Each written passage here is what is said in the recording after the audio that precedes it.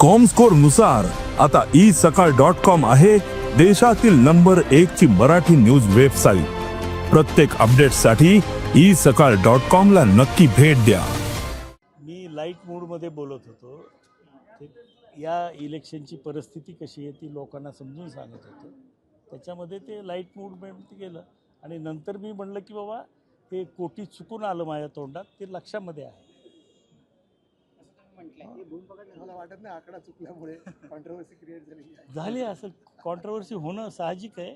माझा आकडा चुकला पण ते मी लगेच मान्य केलं हे झाल्यानंतर।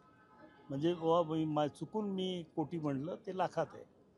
म्हणजे यावेळेस पक्षाने पैसे दिल्यामुळे व्यक्तिगत खर्च झाला नाही असं म्हणायचं का? बरोबर आहे ना, संपूर्ण खर्च पक्षाने केला आमच्या, हे सत्य आहे। आणि प्रत्येक कॅन्डिडेटला दिले, मला एकट्याला दिले नाही। प्रत्येक कॅन्डिडेटला पक्षाने त्या मर्यादेपर्यंत पैसे बाय चेक दिले। आम्ही जेवढे लागेल तेवढे खर्च केले आणि बाकीचे पक्षाला परत दिले प्रामाणिकपणाने।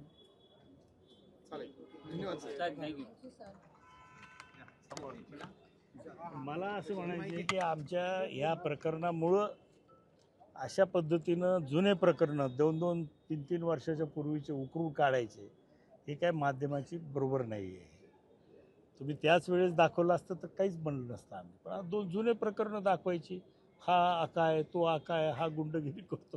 पण हे माध्यमांकडून होतंय की त्या भागातले तुमचेच प्रतिस्पर्धी ते सोशल मीडियाच्या माध्यमातून पहिल्यांदा होत आहे आणि त्याची दखल हे प्रसार माध्यमं घेत आहेत। हे सोशल मीडियाचा आता वॉर सुरू झालेलं आहे। पण कुठेतरी बीडचं पण राजकारण कारणीभूत आहे याला, कारणीभूत आहे, बरोबर आहे।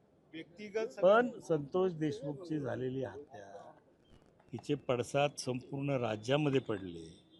आता एखाद्याला थापडा थुपडी झाली त्याचे पडसाद काय राज्यभर पडतात का? आणि ते असल्या महिलांना काहीतरी अश्लील जाऊन बोलला म्हणून झालं ते प्रकरण। तहसीलदार आता तिला शिव्या दिल्या कारण तिनं फोर्सचा वापर काढला, पाणी म्हणजे तोडताना, कनेक्शन तोडताना फोर्सचा वापर केला, पोलिसाचा वापर केला, म्हणून भावना प्रक्षोभक झाल्या तिथल्या लोकांच्या। हा सुशील सोळंकी काही त्या गावचा रहिवासी नाही, तो वेगळ्या गावचा आहे। परंतु परिसरातल्या सगळ्या गावातून मोटरसायकलवर हजारो लोक आले तहसीलदारचे हे ॲक्शन बघून, आणि मग त्या प्रमाणात तिथं शाब्दिक बाचाबाची झाली।